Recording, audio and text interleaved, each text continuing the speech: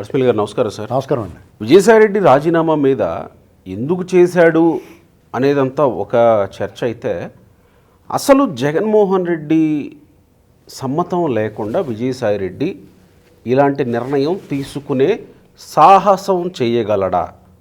ఇది ప్రశ్న. చేయలేడండి. ఎందుకంటే జగన్మోహన్ రెడ్డితోటి అతను ప్రజల దగ్గర ఎంత క్రూరంగా ఉంటాడో వాళ్ళ నాయకుల దగ్గర కూడా అంతే క్రూరంగా ఉంటాడు.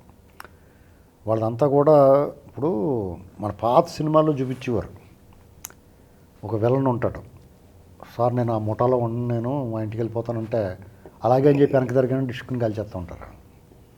మీకు కావాలంటే నేనంటే నేనే సినిమాలో నెల్లూరు ఉన్నాయి చాలా ఫ్యాక్షన్ సినిమాల్లో. ఫ్యాక్షన్ కాదు, సినిమాలో దొంగల ముఠాలో ఉన్నవాడు సార్ మా చెల్లి పెళ్ళిలో లేదా మా ఇంట్లోకి వెళ్ళిపోవాలి ఇది మానేస్తున్నానంటే కానీ అలాగే వెళ్ళరా బాబుని కాల్చి పెడతారు. అలాగా జగన్మోహన్ రెడ్డి అంటే ఇప్పుడు కల్పన, అది అంత సినిమాలు కథలు అంటే కల్పన, ఇది వాస్తవం. ఇప్పుడు కూడా కల్పన ఎప్పుడు కూడా వాస్తవం కంటే విచిత్రంగా ఉంటుంది, వాస్తవం కల్పన కంటే విచిత్రంగా ఉంటుంది. కల్పిత కథల కంటే కూడా వాస్తవం ఇంకా అద్భుతంగా ఉంటుంది, ఒక్కోసారి దాన్ని మరిపించేలా ఉంటుంది. అంటే truth is stranger than fiction అంటారు. అలాగా జగన్మోహన్ రెడ్డి దగ్గర వీళ్ళు తోకజాడించడం కుదరదండి. వాళ్ళు అతని దగ్గరికి వెళ్ళి బతిమాలుకుని వెళ్ళిపోతారు, బాబు వెళ్ళిపోతామే బాబు అని. అంటే ప్రత్యేకంగా విజయసాయిరెడ్డి అది ఇప్పుడు విజయసాయిరెడ్డి అతని దగ్గర నుంచి వెళ్ళిపోవడం కారణం ప్రత్యేకించి విజయసాయిరెడ్డి అనేటువంటి వాడు జగన్మోహన్ రెడ్డితో విడదీయలేని బంధం ఇందాక చెప్పుకున్నాం. అదే ఆకుని అది ఎంచేత అంటే ఇతను వెళ్ళిపోవటం వల్ల అతనికి ప్రమాదం. నిజంగా కోపం వచ్చి వెళ్ళిపోతే జగన్మోహన్ రెడ్డికి ప్రమాదం, లేదా అతనే పంపించి షీల్డ్ నువ్వు ముందు ఇప్పుడు వైసీపీ పార్టీలో ఉండి అతను ఏ మాటలు మాట్లాడినా అతను వైసీపీ ముద్రలో ఉంటాడు కాబట్టి కొంచెం అతను అందులోంచి బయటకు వచ్చేటప్పటికి కొంచెం మురికి కడుక్కున్నట్టు ఉంటుంది. కొంచెం అలా అట్టగట్టేసిన మురికి కొద్దిగా నీళ్ళు వేసినప్పుడు తడిబారుతుంది కదా, తర్వాత గోకితే వచ్చేద్ది. అలాగే ఏదైనా చేసుకుందామని చెప్పేసి అతను బయటకు వచ్చి ఉండొచ్చు. ఇప్పుడు ఇతను ఖాళీ చేసిన ఒక ఎంపీ, రాజ్యసభ ఎంపీ స్థానం ఉంది కదా, అది ఏ బీజేపీకో టీడీపీకో ఇచ్చారనుకో, ఇది ఇచ్చాం కదండి మాకు అది చేసి పెట్టండి అన్నట్టుగా మా మీద కొంచెం దృష్టి తగ్గించండి అని అలాంటిది ఒక డీల్ మాట్లాడుకోవడానికి. ఇప్పుడు ఏదైనా ఒక పెద్ద పంచాయతీ ఉంది, వాళ్ళు మాట్లాడుకుని ఆ పంచాయతీ గొడవ, అదే పంచాయతీ అంటే ఆ వివాదం తెలియటప్పుడు మాటలకి డైలాగ్కి మాట్లాడుకోవడానికి అవకాశం, ఒక దారి ఏర్పడాలి. అసలు ఆడుతూ మాట్లాడి నేను అటు దరిదాపులో రాకూడదు అనేటువంటి చోట కొంత వెసులుబాటు మాట్లాడే అవకాశం చెప్తే ఏళ్ళు దూరనెత్తే క్వాలిటీస్ రకాలు కదా ఇవన్నీ. అంచేత ఇప్పుడు రాష్ట్రంలో పరిస్థితి ఏంటి, కూటమి ప్రభుత్వం చాలా పద్ధతిగా ఎక్కడా కక్ష సాధింపు లేదు. అసలు మామూలుగా తప్పులు చేస్తే కూడా ఏమంటలేదు వాళ్ళు, చిన్న వాళ్ళు పట్టుకుంటున్నారు తప్ప ఇంకా పెద్ద స్టేజ్కి వెళ్ళలేదు. ఇంకా అది వాళ్ళు రాజకీయ పార్టీలకు సంబంధించిన, అధికార పార్టీలో ఉన్న రాజకీయ పార్టీలకు సంబంధించిన ప్రధాన పార్టీ టీడీపీ శ్రేణులు, చాలామంది నాయకులు, సాధారణ ప్రజలు కూడా ఏంటి వీళ్ళు ఇంకా ఇలా వదిలేస్తున్నారు అనేటువంటి విపరీతమైన ఒత్తిడి ప్రెజర్ ఉంది. తెలియని కొంత కనిపిస్తుంది, కనిపించిన ప్రెజర్ ఉంది ఇప్పుడు కూటమి ప్రభుత్వం మీద. ఇలాంటి పరిస్థితుల్లో వీళ్ళకి వాళ్ళ గుబులు ఉంది, దిగులు ఉంది. గుబులు ఏంటి, ఈ రెడ్ బుక్ అది అంటున్నారు. రెడ్ బుక్ అనే కాకపోయినా అసలు ఓపెన్ బుక్ వెళ్తాయి వీళ్ళ నేరాలన్నీ. రెడ్ బుక్లో రాసిన వాళ్ళ మీద కాదు, వీళ్ళ నేర చరిత్ర అంతా ఓపెన్ బుక్. అది ఆ ఓపెన్ బుక్లో ఉండటం వల్ల ఎప్పుడు ఎలాంటి పిడుగు మీద పడద్దన్న భయం ఉంది. అది గుబులు. దిగులు ఏంటంటే ఇతను మళ్ళీ ముఖ్యమంత్రి అవుతాడా, ఈ పార్టీ మళ్ళీ కోలుకుంటుందా అనేటువంటి దిగులు ఉంది. ఎందుకు దిగులు ఉంటుంది, కారణం ఏంటి?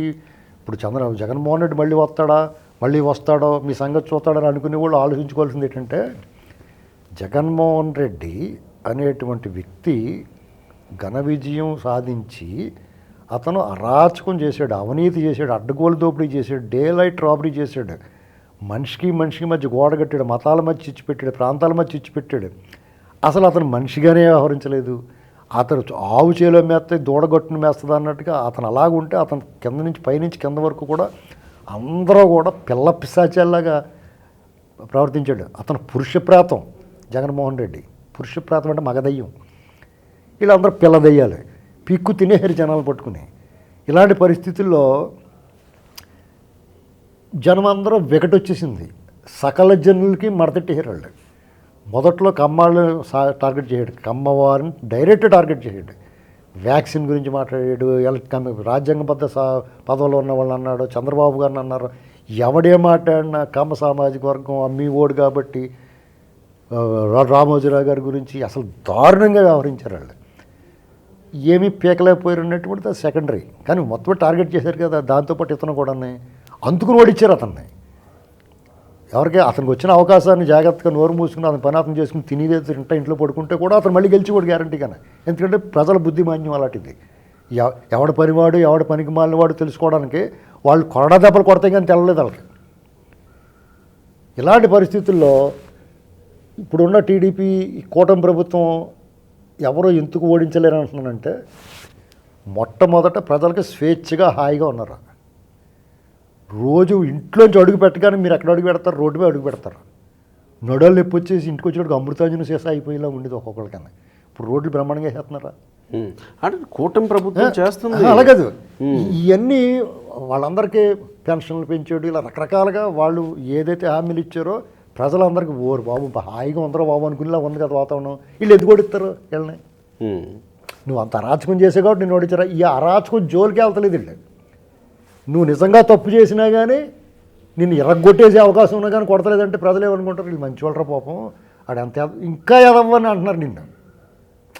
మీ ప్రభుత్వ పరిపాలన ఇంత దరిద్ర పరిపాలనలు మిమ్మల్ని ఏమీ చేయకుండా ఉండటం వల్ల ఆ కోపం అలాగే ఉంచారు వాళ్ళు.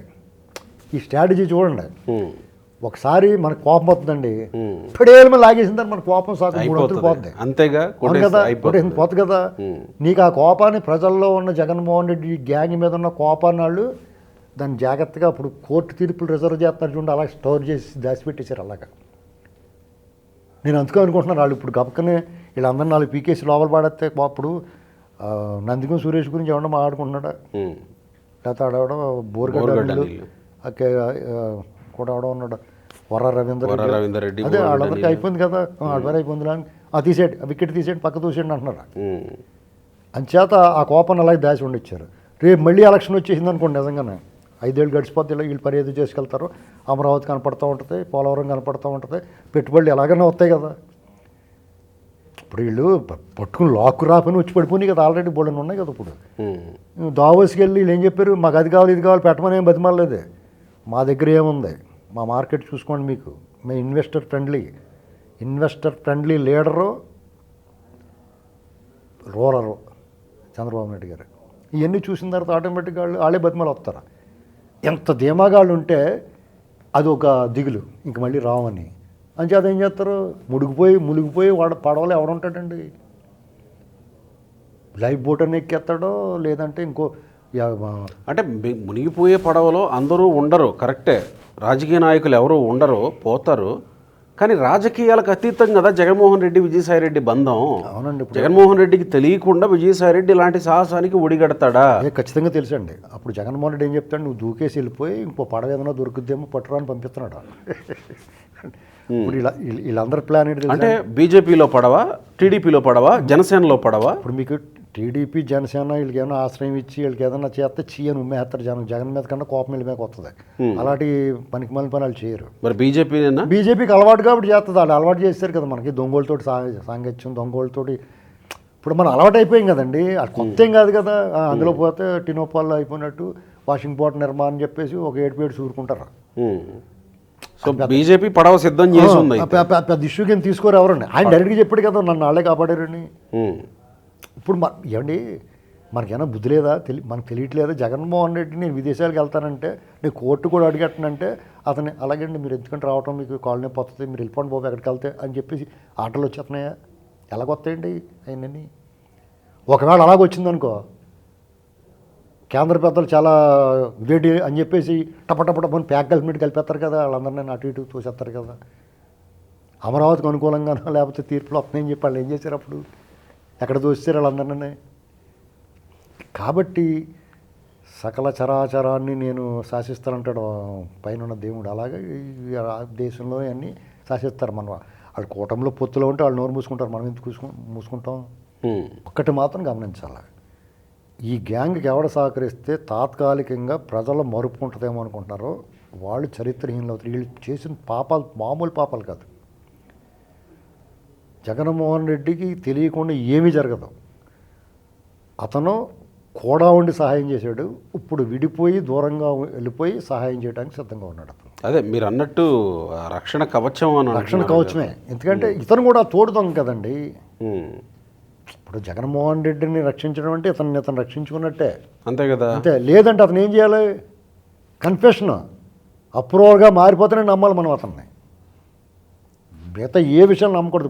ఇప్పుడు మళ్ళీ అక్కడికి పోయి విదేశాలకు వెళ్తానికి అనుమతి అడుగుతున్నాడు. ఆల్రెడీ వాళ్ళ బాస్ అక్కడ ఉన్నాడు. ఇతను కూడా వెళ్ళిపోయిన తర్వాత మళ్ళీ వెక్కిరిస్తారు అక్కడి నుంచి, మేము రావు అని. ఏం చేస్తారు మీరు? విజయమాల్యం ఏమైనా తేగలిగాము మనం అందరం ఏమనుకుంటే ఇక్కడ ఆచులు ఉన్నాయి కదా, ఓ తింగిరేదవల్లారా మేము ఎప్పుడూ దోసి పట్టుపోయి కంటైనర్లు వెళ్ళిపోయి తింగిరేదవల్లారా అని చెప్పేసి మనం చూసి విక్రిస్తారు. అక్కడ డిప్లొమాటిక్ పాస్పోర్ట్లు వచ్చేస్తాయి అక్కడ. అసలు డిప్లొమాటిక్ దీవికొని వేసుకుంటారు, దేశం కింద నిత్యానందలాగానే ఓ దేశం ప్రకటించుకుంటారు. ఇక్కడ ఉన్న వాళ్ళ గ్యాంగ్ని అందరినీ పట్టుపోతారు, ఒక్కొక్కరు ఏదో రూపంలో పోతారు. వెళ్ళిపోయి అక్కడ దేశం పెట్టుకుంటారు వాళ్ళు. ఏదో ఒక ప్రచారం ఉంది అడిసిమల్లి గారు, ఎంతవరకు నిజమో నాకు లేకపోతే తెలియదు కానీ జగన్మోహన్ రెడ్డికి లేకపోతే వైసీపీలో ఉండే కీలకమైన వ్యక్తులకి ఫ్లోటింగ్ బ్యాంకులు ఉన్నాయి, కంటైనర్లన్నీ నీళ్ళల్లోనే. నేనే చెప్పాను. అవును, నేనే చెప్పాను. సముద్రంలో ఉంటుంది డబ్బు అంతా, అంతర్జాతీయ జలాల్లో ఉంటాయి. ఎవడ దాని మీద దగ్గరికి రావడం ఉండదు. అక్కడి నుంచి తెచ్చుకుంటారు. ఏటీఎంలో మనం ఏటీఎంకి వెళ్తామని డబ్బులు తెచ్చుకుంటాం, అలాగే బోట్ వేసి కలిపి తెచ్చుకుంటారు డబ్బులు. ఇప్పుడు ఈ డబ్బు అంతా పోగొట్టేసి ఒక దీవి కొనేసుకుంటారు పోయి. అక్కడ ఒక దేశం ప్రకటించుకుంటే మీరు ఏం పీకుతారండి అతన్ని?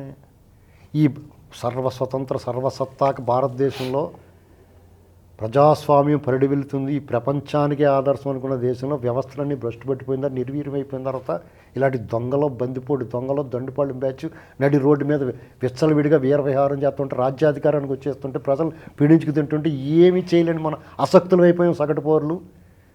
సామాన్యుడికి న్యాయం అందనంత దూరంలో ఉంటే సామాన్యుడికి ఒకలాగానే, ఇలాంటి రాజ్యాధికారం ఉన్నవాడికి సంపన్నుడికి ఒకలాగానే ఈ చట్టాలు పనిచేస్తూ ఉంటే అసలు మన ఈ దేశంలో ప్రజాస్వామ్యం ఉందా, మనం చాలా బాగున్నామని చెప్పేసి అనుకోవడానికి సిగ్గేయాలి కదా మనకి సిగ్గు లేదు, వాళ్ళకి ఎగ్గు లేదు, వాళ్ళకి బుద్ధి లేదు, మళ్ళీ వాళ్ళని అనుకుంటాం. అది దీని ఇప్పుడు ఎన్టీ రామారావు గురించి ఓ సినిమా డైరెక్టర్ ఒక ఆయన చెప్తారు, ఓ మహాత్మా ఓ మహాప్రభు ఎప్పుడు పుడతావు మళ్ళీ అంటాడు. అలాగా ఓ బ్రిటిష్ వాళ్ళు ఎప్పుడు రండి అయ్యా బాబు మా దగ్గర మా దేశానికి అని ఇలాగ ఉంది పరిస్థితి. వాళ్ళు చాలా పర్ఫెక్ట్గా పరిపాలించారు. తప్పు చేసినట్టు శిక్షించారు. వాళ్ళ సార్వభౌమాధికారానికి వాళ్ళ సింహాసనానికి మనం తలొగ్గితే మనకి ఏం కలితే చేసేసారు వాళ్ళు. రావు బహదూర్ బిరుదులు ఇచ్చేశారు. ఇప్పుడు అంతే కదా, ఢిల్లీ సింహాసనానికి తలొగ్గితే ఎంత పచ్చి బందిపోటు దొడ్డుపాళెం బ్యాచ్ అయినా సరే వదిలేస్తున్నారు కదండి. దానికి పర్ఫెక్ట్ ఎగ్జాంపుల్ వీళ్ళే.